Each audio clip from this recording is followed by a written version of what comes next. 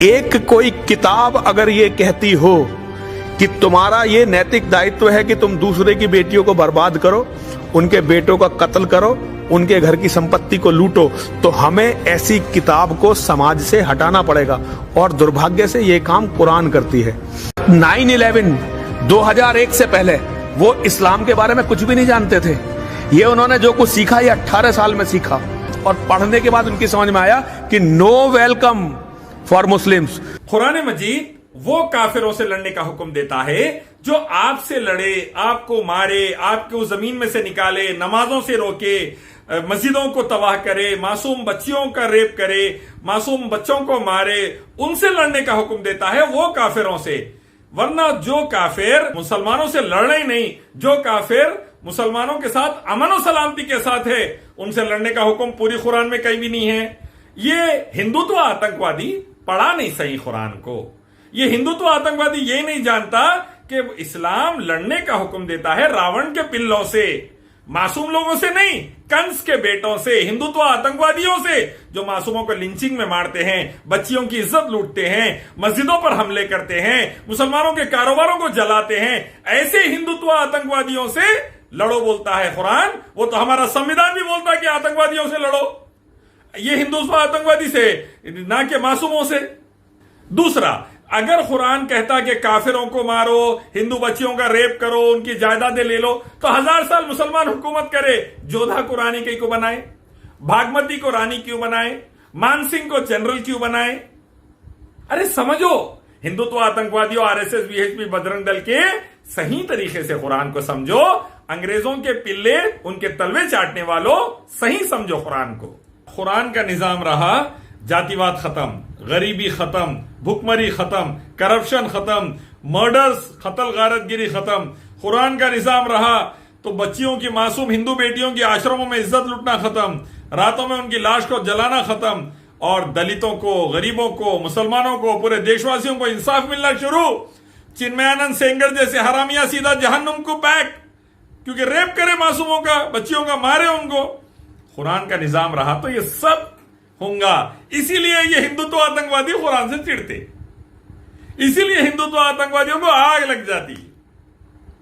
9/11 के बाद से नहीं जान रहा अमेरिका, यूरोप कुरान को पहले से जानता था, लेकिन तुम्हारे गुरु भी हरामी, तुम्हारे जैसे हिंदुत्व आतंकवादियों के जैसे उन्होंने भी हरामी थे, तो इल्जाम लगाना ज्यादा शुरू करे 9/11 के बाद। वरना कुरान को जानते हैं, अमेरिका से लेके तुम्हारे आश्रमों तक रेप बंद कराना है, कुरान लाना पड़ेगा। भुखमरी बंद कराना है, कुरान लाना पड़ेगा। जातिवाद बंद कराना है, कुरान लाना पड़ेगा। आपस के भेदभाव को खत्म कराना है, कुरान लाना पड़ेगा। शांति उन्नति लाना है, सऊदी अरब के ऐसा, कुरान लाना पड़ेगा। कुरान का कानून। हिंदू बेटियों की इज्जत बचाना है, कुरान लाना पड़ेगा। चिन्मयानंद सेंगर हरामियों को जहन्नुम पहुंचाना है, कुरान लाना पड़ेगा।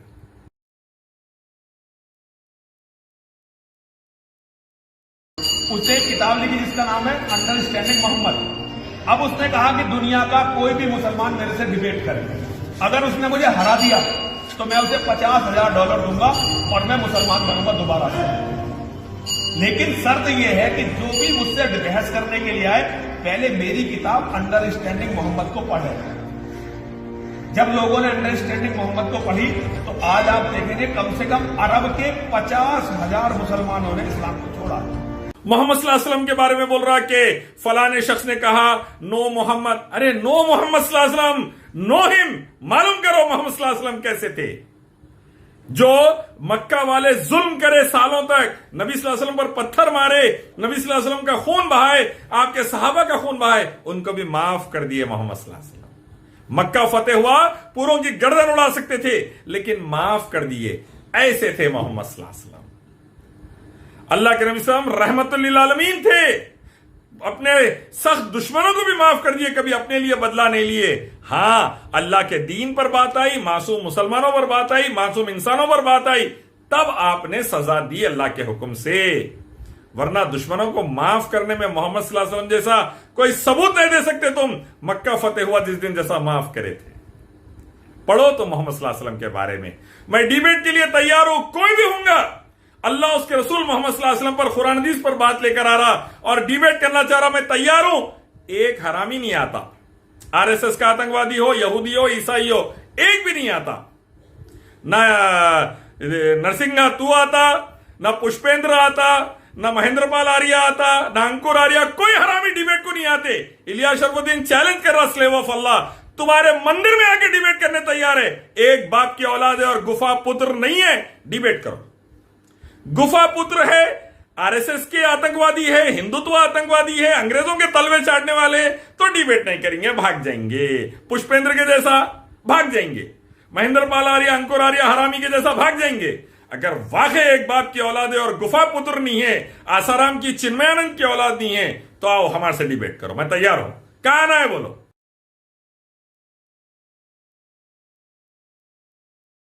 आप संजय जी एक काम करके देखिए, आप अपने साथ एक मुसलमान को लेकर आज अमेरिका में जाइए।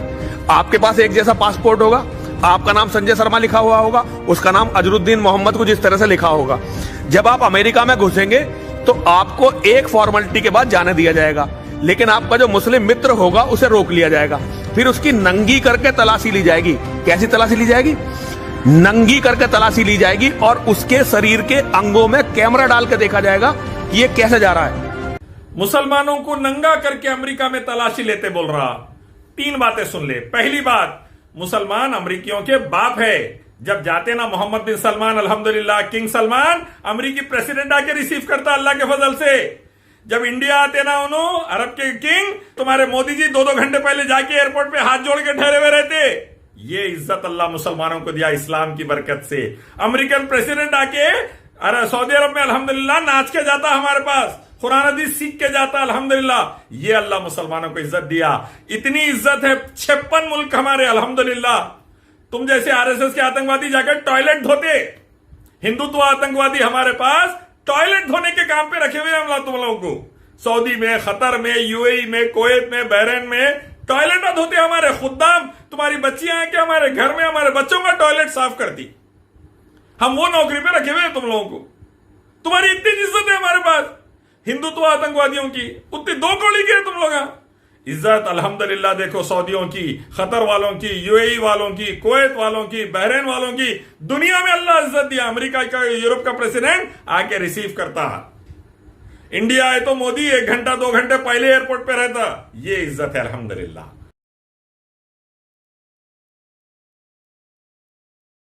भारतीय राजनीति में धर्मनिरपेक्षता का प्रतीक एक मुसलमान को मान जाना जाता है, जिसका नाम है अब्दुल कलाम। भारत के राष्ट्रपति रहे। आप लोगों को अगर याद होगा तो वे राष्ट्रपति पद से हटने के बाद एक बार अमेरिका गए। उस समय भारत में सोनिया गांधी के नेतृत्व में मनमोहन सिंह की सरकार थी, मनमोहन सिंह प्रधानमंत्री थे। भारत सरकार ने बहुत स्ट्रांग ऑब्जेक्शन किया कि आप हमारे राष्ट्रपति का इस तरह से अपमान नहीं कर सकते, हमारे के बहुत सम्मानित आदमी हैं। सीआईए ने और एफबीआई ने 124 फाइलें भारत सरकार को दी कि जिस आदमी को आप इतना बड़ा धर्मनिरपेक्ष, अपना इतना बड़ा नेता मानते हैं, हम उसे father of Islamic atom bomb मानते हैं। एपीजे अबू कलाम से तेरे को नफरत? अरे उन्होंने मिसाइल दिए बल्कि इंडिया महफूज है अल्हम्दुलिल्लाह। मुसलमान मिसाइल दिया, मुसलमान अल्हम्दुलिल्लाह, मुसलमान मिसाइल दिया बल्कि आज इंडिया महफूज है। तुम क्या दिए? गाय का मूत्र पिए, गाय का गोबर खाए और आरएसएस के आतंकवादियों, अंग्रेजों के दलाल बने। देश को बेचा सावरकर, देश को बेचा सावरकर। अंग्रेजों के तलवे चाटने वाले कुत्ते निकले तुम। मुसलमान एपीजे अबू कलाम मिसाइल दिया भारत को, मोदी जाके सैल्यूट मार के आते। जनाजे को, अबू कलाम के जनाजे को मोदी सैल्यूट मार के आए। तेरे गुरु वो है अल्हम्दुलिल्लाह। हम दुनिया में इज्जत हमारी अल्लाह के बदल से। तुम्हारी औकात गौमूत्र गोबर, उसमें ही मर रही तुम। नाली में पैदा हुए गटर में मर जाते तुम। तू नाली में पैदा हुआ गटर में मर जाता, क्योंकि आतंकवादी है तू, हिंदुत्व का, अंग्रेजों का दलाल है। हम भारत आजाद कराए लड़के अल्हम्दुलिल्लाह, इज्जत है हमारी। मिसाइल हम दिए, इज्जत है हमारी अल्हम्दुलिल्लाह। बॉर्डर पे अब्दुल हमीद लड़कर अपनी जान लगा दिया, इज्जत है हमारी अल्हम्दुलिल्लाह। हमारे बाप खून पसीना बहाए अल्हम्दुलिल्लाह। बॉर्डर पे मोहम्मद शरफुद्दीन रहमतुल्लाह अलैह, इज्जत है हमारी इसलिए अल्हम्दुलिल्लाह। इस्लाम की बरकत से, एक अल्लाह की इबादत, मोहम्मद सल्लल्लाहु अलैहि वसल्लम की सुन्नत की बरकत से, नमाजों की बरकत से, कुरान और हदीस की बरकत से।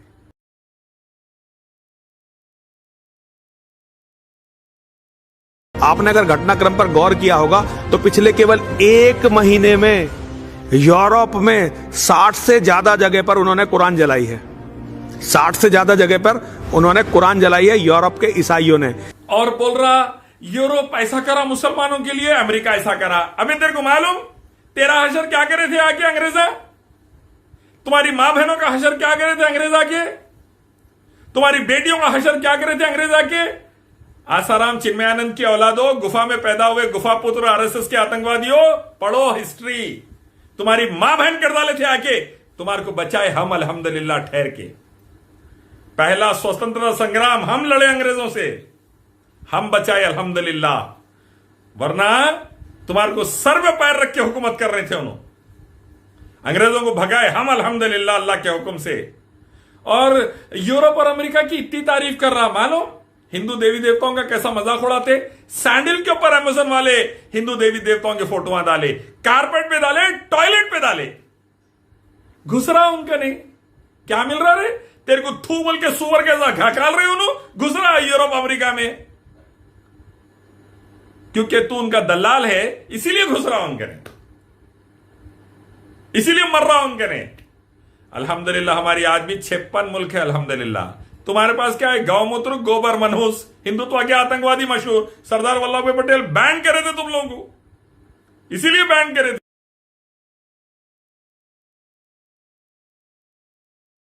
मैं उस व्यवस्था को चुनौती देकर उस व्यवस्था को भारत से समाप्त करना चाहता हूं। बल्कि मैं कहता हूं कि मैं पूरे विश्व से उस व्यवस्था को जो धर्म समझती है दूसरे की बेटियों की इज्जत से खेलना, मैं उस व्यवस्था को समाप्त करना चाहता हूं। जब तक आप कुरान और इस्लामिक इतिहास के एक एक पन्ने को खोलकर पढ़ नहीं लेंगे, आप मेरी बात पर विश्वास ही नहीं कर सकते। कुरान को मिटाएंगे बोल के बहुत आए, रशिया भी बोला था, छोटे छोटे 22 टुकड़े कर डाले हम अल्हम्दुलिल्लाह। अमेरिका, नाटो भी बहुत बोले थे, माफी मांग के चले गए परसों अल्हम्दुलिल्लाह। अल्लाह के फजल से जो भी कुरान और इस्लाम की टक्कर पे आया, कुत्ते की सी जिंदगी कर दी अल्लाह ताला उसकी, अल्हम्दुलिल्लाह। तू आ रहा, आने वाले दिनों में तेरी भी हालत कुत्ते से बदतर हो जाती थे। सरदार वल्लभ भाई पटेल बैन करे थे तुम लोगों को, क्यों? तू एक रब के कानून से लड़ा, कायनात के रब अल्लाह के कलाम से लड़ा, कायनात के आखिरी पैगंबर मोहम्मद सल्लल्लाहु अलैहि वसल्लम की सुन्नत से और उनकी जात से लड़ने जा रहा, तो सिवाय बर्बादी के कुछ मिलने वाला नहीं है। रशियन से पूछ ले, अमेरिका, नाटो से पूछ ले, अल्लाह कितनी जिल्लत दे डाला हमारे टक्कर पे आने के बाद। अब तू आ रहा, तू भी कुत्ते से बदतर, तेरी सुअर कैसी जिंदगी हो जाती देख आने वाले दिनों में। सरदार वल्लभ भाई पटेल बैन करे थे तुम लोगों को। कुरान से नफरत इसलिए है कि तुम्हारे बाप चिन्मयानंद मासूम हिंदू बेटियों का रेप करे हुए है, आसाराम मासूम हिंदू बेटियों का रेप करे हुए, आश्रमों में मंदिरों में रेपा होते तुम्हारे पास। अब वो बंद करवा देता कुरान आया तो तुम दलितों की बेइज्जती करके उनको मारते हो, काटते हो, जातिवाद पे यकीन रखते हो। कुरान आया तो जातिवाद बंद तुम्हारा। तुम मासूमों को लिंचिंग में मारते हो, महात्मा गांधी को तुम गोली मार डाले, मासूमों को लिंचिंग में मार दिए, हिंदुत्व आतंकवादी।